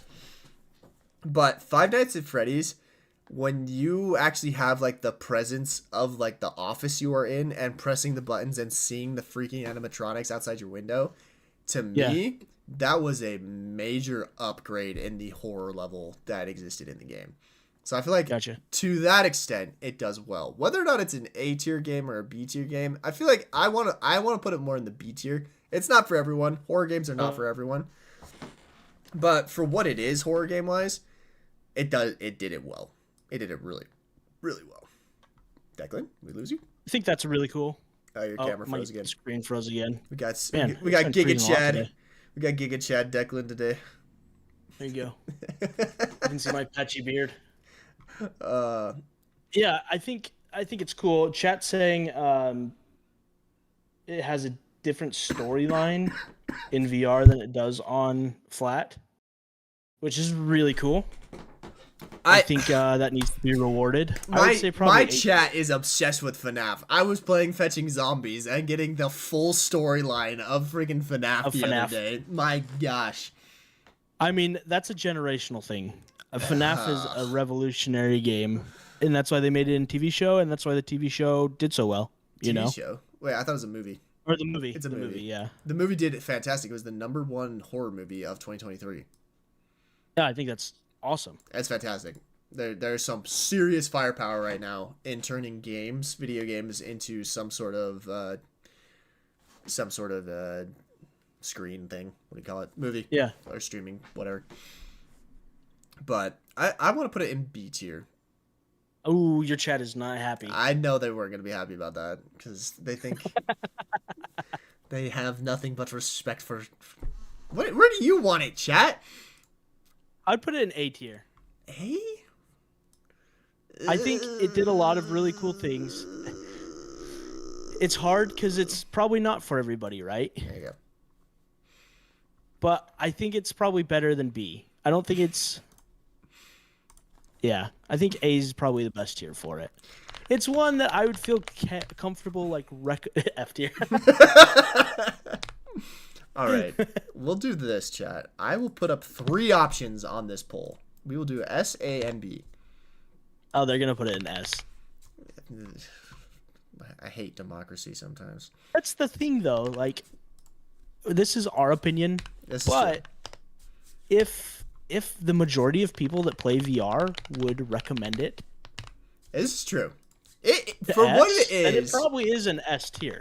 For what it is, it does like again, I feel like it does a great job of like it's a pretty user friendly game. Like you can sit in one spot and do all the things you have to. Yeah. Okay. Geez, 70% S. Gosh dang it. That has something to say though, you know. It's true, but is it because of the VR parts of it, or is it because of like the FNAF fandom of it that they're putting it in? That's true too. I accuse you, chat, of being fanboys. Oh, it's funny. Oh dang! On Twitch though, we're pretty across the board on what it should be. S and B. I think Sale Thief is trolling everybody. Jeez. They said FNAF sick, not gonna lie, but then they put F. Fallout is on VR. Isn't Fallout VR though like a mod as well? I know Happy147 plays that quite a bit on stream and whatnot. All right. Chat, you've got one more minute to decide on that. Then I will place. I think we need to play. What's the game that's coming out tomorrow? Game that's coming out tomorrow. Shotgun Roulette multiplayer? No. We do need to play that one though. I'm excited about that. The sandbox. Not the sandbox, the one where you're playing what is it? It's a PC game that they're making in VR. It's not like a port, it's a remake of a PC game. Human Fall Flat? Yeah, Human Fall Flat. Does that come out tomorrow? That's what somebody said. Human Fall Flat VR. That could be a dang funny one to do on stream. Yeah. Human Fall Flat VR.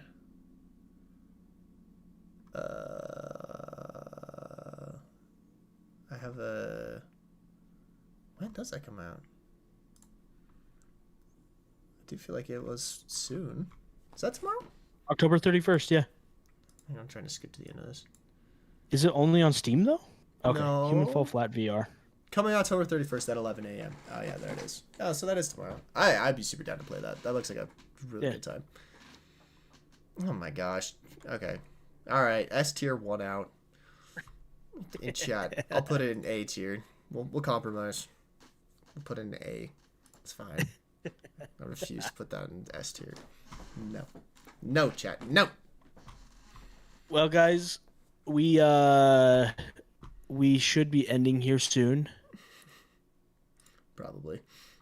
I think this was a very fun podcast. Again, I'm going to share the Discord link right here to go to the Discord channel. Everybody go to the Discord channel, join the channel, be active in the channel. We want to get your guys' opinions on what we should talk about.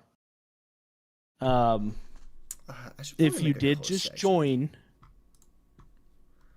what'd you say? You should make a what? I'm gonna make like a whole section in my Discord for the practical reality stuff really fast. That's a good idea. I'm gonna create a category. Sick. Practical reality podcast stuff. If you just joined, you should definitely listen to the podcast. We put it up on Apple Podcast and Spotify and Amazon podcasts tomorrow. So, but this is our new schedule. We will be streaming on Wednesdays now, the podcast, instead of Tuesdays like before.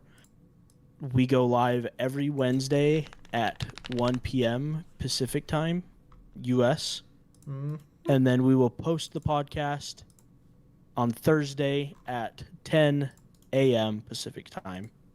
So,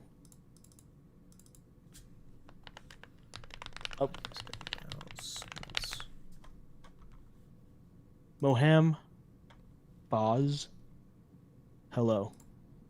They asked for a shout out. Nice. Okay, hang on. I'm setting up a whole... the one other person in Twitch that just joined, I can't say your name. I have no idea. It's just a string of letters, but shout out to you. You're welcome. The podcast channel. Okay, yeah, there's a whole section now in the Garett the Gamer Discord for the podcast stuff. I created an announcements channel, a podcast topic recommendation channel, and then podcast discussions if you guys want to keep talking about stuff. We can keep I'll be on there chat. pretty regularly chatting. If we get enough activity and if people are enjoying this, then we can start our own server to do the podcast.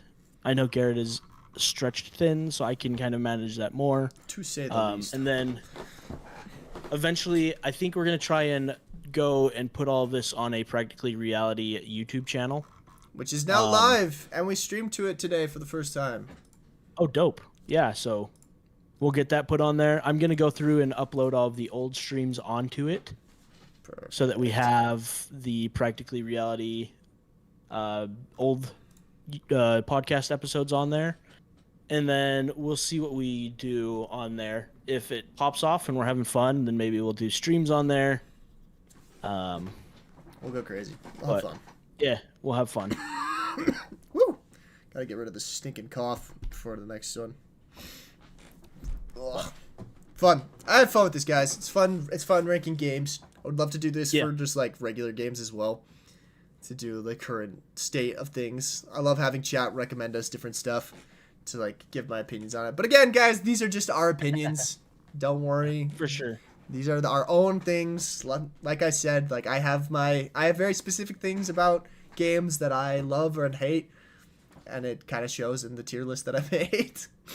But anyway, all right, guys. If we get our YouTube channel to a certain number of subscribers, I will live stream the Adventures of Milo and Gabe. I have no idea what that is, but you keep asking for it. So the two of our top players in VR. Oh, is it a game? No, that's just their ongoing joke. Jeez, Milo. Jeez, Gabe. Calm down. Calm down, lads. Oh, 3,000 bot accounts. Hey, if you're paying for it. Blazing Synthwise. Yeah, no, we didn't get to everything, guys. We'll have to do a couple. Like, we did not get to everything today. We were taking recommendations from chat, so like, I mean, where were you sooner, man? Where were you, Arlen of the Arc Reactor? We needed you. Hey, we can keep this tier list going and throw more on there. Like, that's totally chill. We can share what's on there right now and put it on the the Twitch, or not the Twitch, the Discord, and then we can keep building on it. So I'll download this and put it into the Discord right now, and you guys can roast me or toast me, depending. I'm just gonna sneak Five Nights at Freddy's down a tier every time I download it. All right. Well, ladies and gentlemen, that is the podcast for the day. Thank you all for coming. It was a lot of fun ranking all these VR games and having a good time with it. Remember to catch us next week. We go live on Wednesdays at 1 p.m. Pacific time, and then the day after, all the stuff will be live on Spotify, Amazon, and all the rest of the stuff. So if you didn't catch us today live, catch us on the places where you find your podcasts. And yeah, we'll be back next Wednesday. We'll see you guys next week. Bye. See ya. Bum, ba-da-bum, ba-bum.